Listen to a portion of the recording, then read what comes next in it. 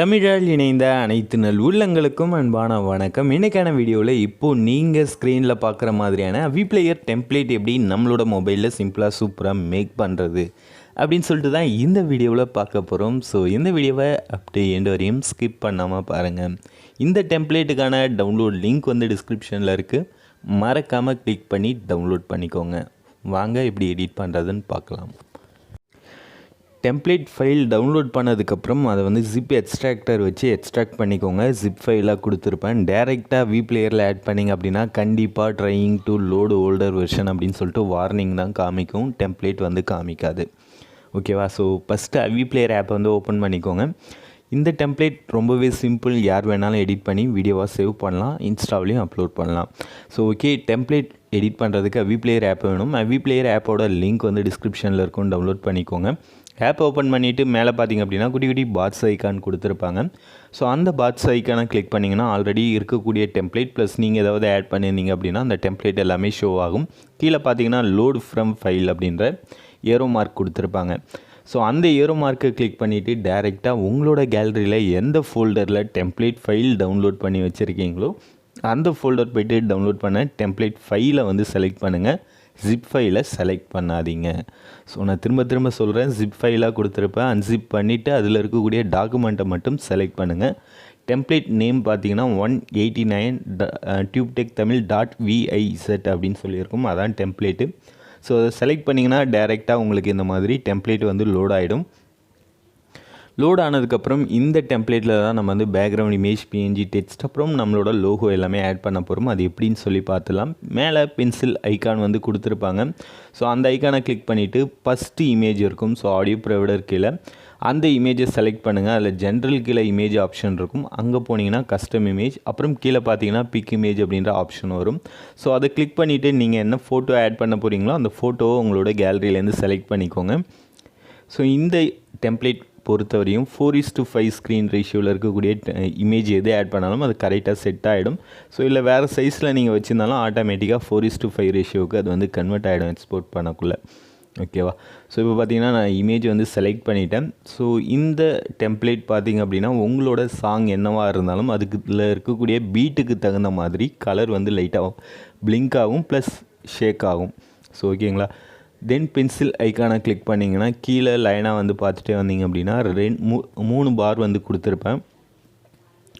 அதில் கீழே ரெண்டாவதாக இருக்கக்கூடிய இமேஜ் ஆப்ஷன் இருக்குது இல்லையா? ஸோ பாருக்கு கீழே இருக்கக்கூடிய ரெண்டாவது இமேஜ் பார்த்திங்க அப்படின்னா அதான் பிஎன்ஜி இமேஜ். ஸோ அந்த இமேஜை செலக்ட் பண்ணிவிட்டு சேம் ஜென்ரல் கீழே இருக்கக்கூடிய இமேஜ் ஆப்ஷன் போங்க. அதில் கஸ்டம் இமேஜ் அப்படின்ற ஆப்ஷன், தென் பிக் இமேஜ் அப்படின்ற ஆப்ஷன் போய்ட்டு நான் ஜிப் ஃபைலே உங்களுக்கு வந்து டெக்ஸ்ட் வந்து கொடுத்துருப்பேன் பிஎன்ஜி இமேஜ்.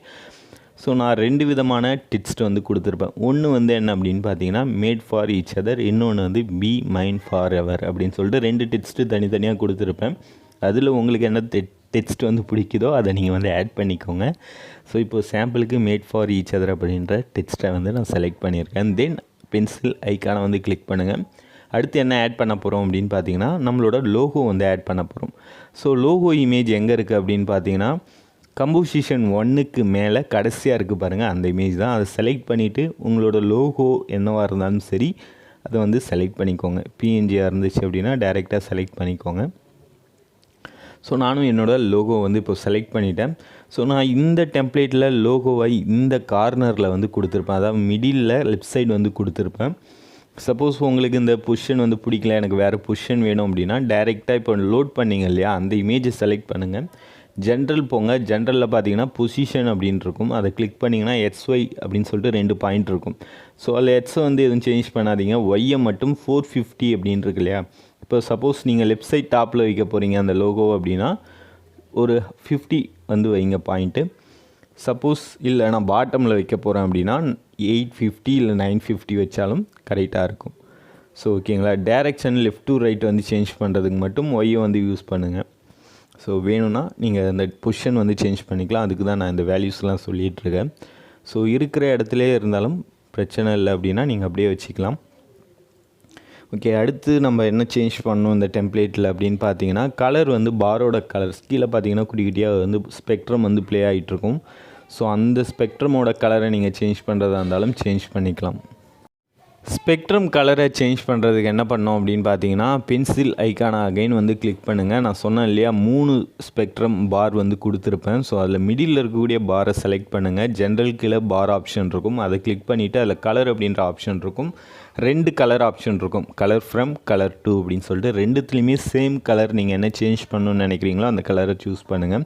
ஸோ இப்போ நான் ரெட் கலர் சூஸ் பண்ணியிருக்கேன். ரெட் கலர் சூஸ் பண்ணிவிட்டு ப்ளே பண்ணோம் அப்படின்னா அந்த பாரோட மிடில் மட்டும் அந்த ரெட் கலர் வர்ற மாதிரி கொடுத்துருப்பேன். ஸோ உங்களோட பேக்ரவுண்ட் இமேஜுக்கு தகுந்த மாதிரி இந்த கலரை வந்து செட் பண்ணிக்கோங்க. ஸோ அவ்வளோதான், டெம்ப்ளேட் வந்து ரெடி. இப்போ இந்த டெம்ப்ளேட்டை மேலே இருக்கக்கூடிய அந்த டவுன்லோட் ஐக்கான் கொடுத்து நீங்கள் வந்து எக்ஸ்போர்ட் பண்ணிக்கலாம். ஸோ நிறைய பேர் இன்ஸ்டாகிராம் ஸ்கொயர் அந்த போர்ட்ரேட் சைஸ் டெம்ப்ளேட் வந்து கேட்டிருந்தீங்க. உங்களுக்காக தான் இந்த டெம்ப்ளேட் நான் வந்து அப்லோட் பண்ணியிருக்கேன். ஓகே, எக்ஸ்போர்ட் பேஜில் பார்த்தீங்கன்னா வீடியோ வித் அப்படின்ற இடத்துல 1080யும் வீடியோ ஹைட் அப்படின்ற இடத்துல 1350யும் கொடுத்துக்கோங்க. ஃப்ரேம் ரேட் வந்து 60 கொடுங்க. பிட் ரேட் வந்து 18.0. தென் ஸ்டார்ட் அட் எண்ட் அட் அப்படின்ற இடத்துல என்ன டைமிங் வந்து கொடுக்கணும்னு நினைக்கிறீங்களோ அந்த டைமிங் கொடுத்து எக்ஸ்போர்ட் கொடுத்தீங்கன்னா வீடியோ வந்து எக்ஸ்போர்ட் ஆக ஆரம்பிச்சிடும். ரொம்பவே சிம்பிள். ஸோ எல்லாருமே ட்ரை பண்ணி பாருங்கள். ட்ரை பண்ணி பார்த்துட்டு இந்த வீடியோ உங்களுக்கு எந்த அளவுக்கு யூஸ்ஃபுல்லாக இருந்துச்சு அப்படின்றத மறக்காமல் கமெண்டில் சொல்லுங்கள். நன்றி, வணக்கம்.